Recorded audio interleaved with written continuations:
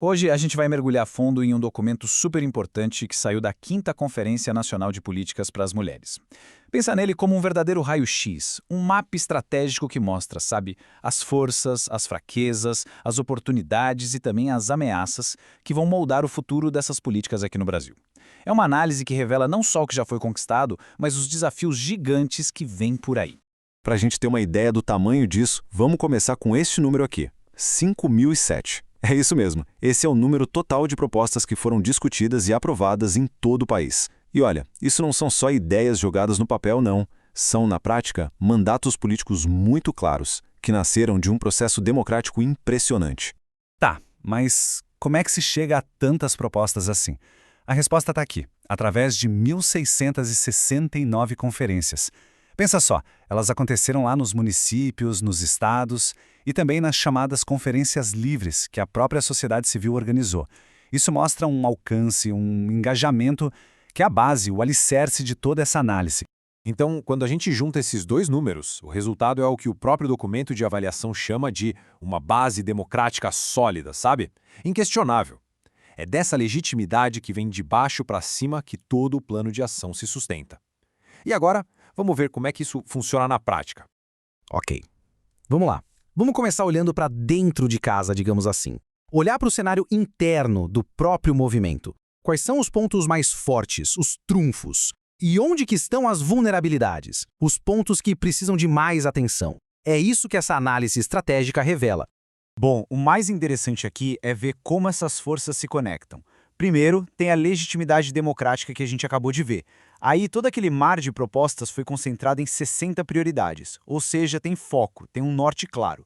Além disso, existe um apoio institucional forte e, talvez o mais crucial, a aprovação de uma política nacional de cuidados.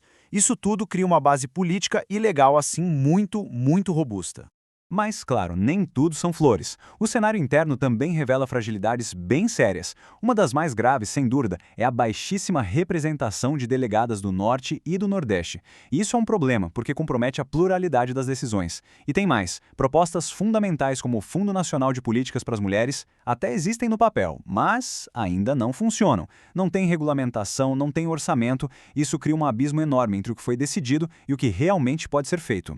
Certo, agora vamos sair do ambiente interno e olhar para o que está acontecendo do lado de fora.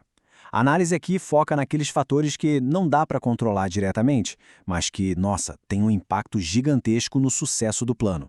A gente vai ver as oportunidades que precisam ser agarradas e as ameaças que precisam ser combatidas. E olha, existem sim janelas de oportunidade bem claras. Tem editais de financiamento sendo abertos, por exemplo. O fato da COP30 ter sido em Belém também cria uma ponte para captar recursos internacionais, principalmente os que conectam justiça climática e gênero. E a criação de um comitê de monitoramento formaliza um canal de pressão, sabe? Enquanto a expansão de estruturas como as DANs vai aos poucos fortalecendo a rede de proteção.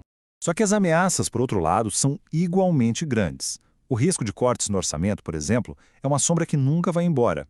Existe uma resistência política organizada, principalmente nos municípios e estados, que boicota pautas de gênero e raça. O racismo estrutural nos serviços públicos continua sendo uma barreira muito real. É aquelas fontes inovadoras de financiamento, como os royalties, continuam só na promessa. Pois é, e aqui a gente chega no ponto mais crítico. A própria conferência, a 5ª CNPM, coloca no papel de forma oficial a violência política como uma ameaça direta. Uma ameaça a mulheres que estão em cargos de poder, que têm mandatos, e também as ativistas. Isso não é uma teoria, não é uma hipótese. É um risco concreto que mira exatamente nas pessoas que são o motor para que todo esse plano saia do papel. Com tudo isso na mesa, a gente chega, então, na tal da encruzilhada estratégica. De um lado, você tem uma força democrática gigante e oportunidades bem concretas. Do outro, fraquezas internas e ameaças externas que são profundas, são sistêmicas.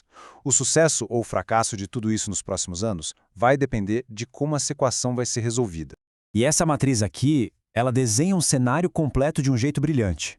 O desafio fica muito claro. A jogada é usar as forças internas, como essa legitimidade toda e a capacidade de mobilização, para agarrar as oportunidades externas, como os financiamentos que podem vir de fora. Ao mesmo tempo, é preciso correr para consertar as fraquezas, como a falta de grana, para conseguir se defender das ameaças, como a resistência política e a violência. E a gente termina com essa pergunta que, na verdade, resume todo o conflito. De um lado, o maior ponto forte que o documento identificou, a capacidade comprovada de mobilizar as pessoas. Do outro, os maiores obstáculos, barreiras estruturais como o racismo e a violência política. A resposta para essa pergunta é o que vai definir a próxima década para as políticas de mulheres no Brasil.